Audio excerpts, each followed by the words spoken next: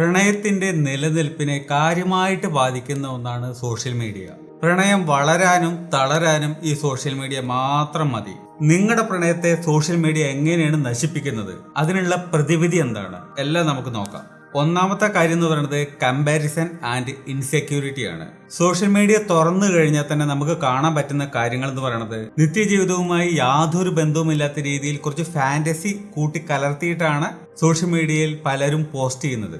അപ്പോൾ അനന്തമായിട്ട് ഇത്തരം പോസ്റ്റുകൾ കാണുന്ന മറ്റുള്ളവരുടെ കാഴ്ചപ്പാടിൽ കമ്പാരിസന് സാധ്യത കൂടുന്നു. പ്രണയമാണെങ്കിൽ ഇങ്ങനെയായിരിക്കണം, എങ്ങനെയായിരിക്കണം, ആ ഫോട്ടോയിൽ കണ്ട പോലെ ആ വീഡിയോയിൽ കണ്ട പോലെ ആയിരിക്കണമോ? ഒരിക്കലും അല്ല. അതൊരു എക്സാജറേഷൻ മാത്രമാണ്, കാട്ടിക്കൂട്ടൽ മാത്രമാണ്. അത് റിയാലിറ്റിയുമായിട്ട് ബന്ധം ഉണ്ടാകണമെന്ന് യാതൊരു നിർബന്ധമില്ല. അത് വെച്ച് നമ്മൾ കമ്പാരിസന് പോയാൽ എങ്ങനെ ഇരിക്കും? നമ്മൾ പരാജയപ്പെടും. കാരണം ആരുടെയും പ്രണയം അതുമായിട്ട് ബന്ധപ്പെടുത്തി നോക്കിക്കഴിഞ്ഞാൽ ഒപ്പം എത്തില്ല. സോ അങ്ങനെ ഒപ്പം എത്താതെ വരുന്ന സമയത്ത് ഇൻസെക്യൂരിറ്റി ഫീലിംഗ് കൂടുതലുണ്ടാവും.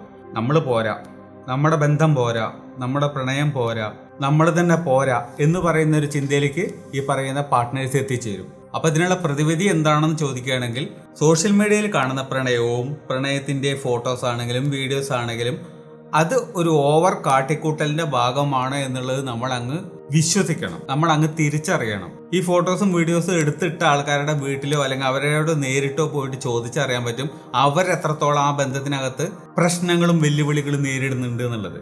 നിങ്ങളുടെ ബന്ധത്തിന്റെ യുണീക്നെസ്, നിങ്ങളുടെ ബന്ധത്തിന്റെ സ്ട്രെങ്ത്, ഇതിലായിരിക്കണം നിങ്ങളുടെ ശ്രദ്ധ, ഇതിൽ മാത്രമായിരിക്കണം നിങ്ങളുടെ ഫോക്കസ്. സോഷ്യൽ മീഡിയ നോക്കാൻ നിൽക്കരുത് പ്രണയത്തിന് വേണ്ടിയിട്ട്. സോഷ്യൽ മീഡിയ അല്ല നിങ്ങളുടെ പ്രണയത്തെ ജഡ്ജ് ചെയ്യാൻ പോകേണ്ടത്, നിങ്ങളാണ്. രണ്ടാമത്തെ പ്രശ്നം എന്ന് പറയുന്നത് ജലസി ആൻഡ് ട്രസ്റ്റ് ഇഷ്യൂസ് ആണ്. ഇവിടെ ഒരു പ്രധാന പ്രശ്നം എന്ന് പറയുന്നത് ഈ സോഷ്യൽ മീഡിയയിലുള്ള അമിതമായിട്ടുള്ള ഉപയോഗം പാർട്ട്നേഴ്സിന്റെ ഇടയിൽ ഒരുതരം ജലസി ഉണ്ടാക്കുന്നതിന് കാരണമാകും, ട്രസ്റ്റ് ഇല്ലാതാക്കുന്നതിനും കാരണമാകും. കാരണം നമ്മുടെ അടുത്ത് സമയം സ്പെൻഡ് ചെയ്യുന്നതിന് പകരം മറ്റുള്ളവരുടെ അടുത്ത് സമയം സ്പെൻഡ് ചെയ്യുന്നു, മറ്റുള്ളവരുമായിട്ട് ചാറ്റ് ചെയ്യുന്നു, ഫോൺ ചെയ്യുന്നു, കോൾ ചെയ്യുന്നു, വീഡിയോ കോൾ ചെയ്യുന്നു, വാട്ടെവർ. സോ നമുക്ക് നഷ്ടമാകുന്നു, അസൂയ വരുന്നു. സോ മറ്റുള്ളവരുടെ അടുത്തേക്ക് കൂടുതൽ പോകുന്നു, അവിടെ ട്രസ്റ്റ് കുറയുന്നു. നമ്മളെ പോരെ, അതൊന്നും വേറെ വല്ലവരും ഉണ്ടോ? ഇതിനുള്ള പ്രതിവിധി എന്ന് പറയുന്നത് അൺവാണ്ടഡ് ആയിട്ടുള്ള മെസ്സേജസ്, കോളുകളാണെങ്കിലും എന്തു തന്നെയാണെങ്കിലും ശരി, നമുക്ക് പരിചയമില്ലാത്ത ആളുകളിൽ നിന്ന് വരുന്ന ഏതൊരു തരത്തിലുള്ള മെസ്സേജ് ആണെങ്കിലും ചാറ്റിംഗ് ആണെങ്കിലും വാട്ടെവർ, അതിനോട് പ്രതികരിക്കാൻ പോകരുത്. അതാണായാലും ശരി പെണ്ണായാലും ശരി. അങ്ങനെ നിങ്ങളിങ്ങനെ ചാറ്റ് ചെയ്യാൻ മുട്ടി നിൽക്കുന്ന ഒരാളാണോ?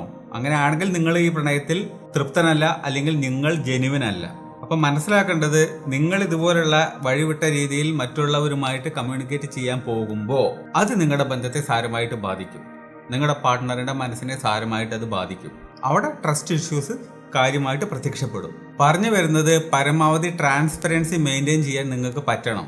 സോഷ്യൽ മീഡിയ യൂസ് ചെയ്യുകയാണെങ്കിൽ നിങ്ങളുടെ സോഷ്യൽ മീഡിയ അക്കൗണ്ടിന്റെ പാസ്വേഡ് 2 പേർക്കും ആക്സസ് ചെയ്യാൻ പറ്റുന്ന ഒരു അവസ്ഥയിലാണെങ്കിൽ നിങ്ങളൊന്ന് ചിന്തിച്ചു നോക്കൂ, എത്ര പേർക്ക് സമാധാനമായിട്ട് ഉറങ്ങാൻ പറ്റും? അങ്ങനെ ഉറങ്ങാൻ പറ്റുന്നവരാണ് റിയലി ലവ് ചെയ്യുന്നവർ.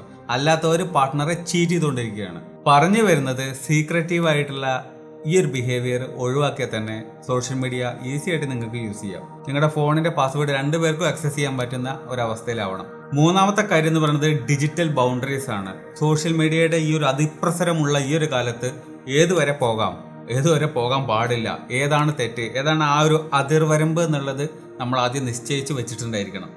അതിനപ്പുറത്തോട്ട് നമ്മുടെ പാർട്ട്ണർ, നമ്മളെല്ലാം ആരായാലും ശരി, നമ്മൾ പോകില്ല, പോകാൻ പാടില്ല. അതാണ് നമ്മുടെ ഒരു രേഖ. ആ വര നമ്മൾ മുറിച്ച് കിടക്കാൻ പാടില്ല. അത് നിങ്ങൾ സംസാരിച്ച് തീരുമാനിക്കേണ്ട കാര്യമാണ്. ആ വര നിങ്ങൾ എവിടെ വരയണം എന്നുള്ളത്, ഏത് വരെ പോകാം. ഫ്രണ്ട്സിൻ്റെ അടുത്ത് സംസാരിക്കാം, എന്നാൽ എക്സ് പാർട്ട്ണറുടെ അടുത്ത് സംസാരിക്കാവോ, എക്സ് ലവറിൻ്റെ അടുത്ത് സംസാരിക്കാവോ, പരിചയമില്ലാത്ത ഒരാളുടെ അടുത്ത് സംസാരിക്കാവോ, എത്തരത്തിലുള്ള ആൾക്കാരോടെ സംസാരിക്കാൻ പാടൂ, അല്ലെങ്കിൽ പാടില്ലാത്തത് എന്ത്, പാടുന്നത് എന്ത് എന്നുള്ളതൊക്കെ 2 പേരുടെയും ഒരു അണ്ടർസ്റ്റാൻഡിങ്ങിൽ ഉണ്ടാക്കിയെടുക്കേണ്ടതാണ് ആ ഒരു ബൗണ്ടറി. പരിചയമില്ലാത്ത ആൾക്കാരുടെ അടുത്ത് എത്രത്തോളം നമ്മുടെ പേഴ്സണൽ ഡീറ്റെയിൽസ് പറയാം, അല്ലെങ്കിൽ പറയാൻ പാടില്ല, ഏതുവരെ പറയാം. കാരണം പ്രണയത്തിനകത്തുള്ള കാര്യങ്ങളൊക്കെ പുറത്ത് പബ്ലിക്കായിട്ട് പറയേണ്ട ഒരു സാധനം അല്ല, അതിൻ്റെതായിട്ടുള്ള ഒരു സ്വകാര്യത ഉണ്ട്. സോ ആ ബൗണ്ടറി നിങ്ങൾ തീരുമാനിക്കണം എവിടെ വേണം എന്നുള്ളത്. പറഞ്ഞു വരുന്നത്, നിങ്ങൾ പോസ്റ്റ് ചെയ്യുന്നത് വീഡിയോസ് ആണെങ്കിലും ഫോട്ടോസ് ആണെങ്കിലും അതിൻ്റെ ആ പറയുന്ന ബൗണ്ടറിക്ക് അകത്ത് നിന്നുകൊണ്ട് എന്തെല്ലാം നിങ്ങൾക്ക് ചെയ്യാം എന്നുള്ളത് പരസ്പര ധാരണയിലൂടെ വന്നതിന് ശേഷം മാത്രമേ 2 പേരും എന്തായാലും ശരി പോസ്റ്റ് ചെയ്യണത്. അത് ഈ ഒരു മ്യൂച്വൽ അണ്ടർസ്റ്റാൻഡിങ്ങിലൂടെ മാത്രമായിരിക്കണം. അഞ്ചാമത്തെ കാര്യം എന്ന് പറയുന്നത് മെയിൻറ്റെയിനിങ് ഹെൽത്തി ഡിജിറ്റൽ ഇൻറ്റിമസി. ഇവിടെയുള്ള പ്രശ്നം എന്ന് പറയുന്നത് നമ്മുടെ ലവ് ആണ് വാട്ടെവർ നമ്മൾ ആ പല പോസ്റ്റുകളും പോസ്റ്റ് ചെയ്യുന്ന സമയത്ത് നിങ്ങൾ ചിന്തിക്കണം, നിങ്ങൾ തനിച്ചല്ല, നിങ്ങളുടെ ലവറെ കൂടി നിങ്ങൾ മെൻഷൻ ചെയ്തിട്ടാണ്, അല്ലെങ്കിൽ ലവറേയും കൂടി ചേർത്തിട്ടുള്ള ഫോട്ടോസും വീഡിയോസും കാര്യങ്ങളായിരിക്കാം നിങ്ങൾ പോസ്റ്റ് ചെയ്യുന്നത്. ഇങ്ങനെ പോസ്റ്റ് ചെയ്യുമ്പോൾ നിങ്ങളൊരു കാര്യം വളരെയധികം ശ്രദ്ധിക്കണം. കാരണം നിങ്ങൾ മാത്രമല്ല, നിങ്ങളുടെ പാർട്ട്ണർ കൂടി ഇതിനകത്തുണ്ട്. സോ ഇൻ കേസ് ഭാവിയിൽ നിങ്ങൾ ബ്രേക്കപ്പ് ആയാൽ, നിങ്ങൾ തമ്മിൽ തല്ലി പിരിഞ്ഞാൽ ആ പാർട്ട്ണറുടെ ജീവിതം നായ നക്കുന്ന അവസ്ഥയിലായിരിക്കും, അല്ലെങ്കിൽ നിങ്ങളുടെ ജീവിതം നായ നക്കുന്ന ഒരു അവസ്ഥയിലായിരിക്കും. കാരണം ഇത് ഈ സോഷ്യൽ മീഡിയയാണ്. അവിടുന്ന് നമുക്ക് മായ്ച്ചു കളയാനുള്ള ഒരു ഓപ്ഷൻ ഇല്ല. നമ്മുടെ കയ്യിൽ നിന്ന് സാധനം വിട്ട് കഴിഞ്ഞാൽ അതങ്ങ് പോയി. അത് പല ആൾക്കാരും എടുത്ത് സേവ് ചെയ്ത് വെച്ചിട്ടുണ്ടാവും, വാട്ടെവർ ഷെയർ ചെയ്ത് വിട്ടിട്ടുണ്ടാവും. പിന്നെ നിങ്ങളുടെ കയ്യിലല്ല അത്. സോഷ്യൽ മീഡിയ കണ്ടുപിടിച്ച ആൾക്കാർക്ക് പോലും ചിലപ്പോൾ അതിൽ നിന്ന് അത് ഡിലീറ്റ് ചെയ്യാൻ ചിലപ്പോൾ കഴിഞ്ഞു കൊള്ളണമെന്നില്ല. അത്രയും മാത്രം അത് സ്പ്രെഡ് ചെയ്ത് പോയിട്ടുണ്ടാവും. സോ മറ്റൊരാളുടെ പ്രൈവസി കൂടി ഇതിനകത്ത് ബാധിക്കുന്നുണ്ട് എന്നുള്ളൊരു സത്യം നമ്മൾ മനസ്സിലാക്കണം.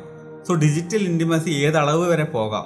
ഇപ്പം എത്രയോ നമ്മളിത് ഒരു എക്സാമ്പിൾ വേണ്ട, ഞാൻ എക്സാമ്പിൾ ഇനി പറയുന്നില്ല, യൂട്യൂബിൽ തന്നെ ഉണ്ട്, നിങ്ങൾക്ക് തന്നെ അറിയാം.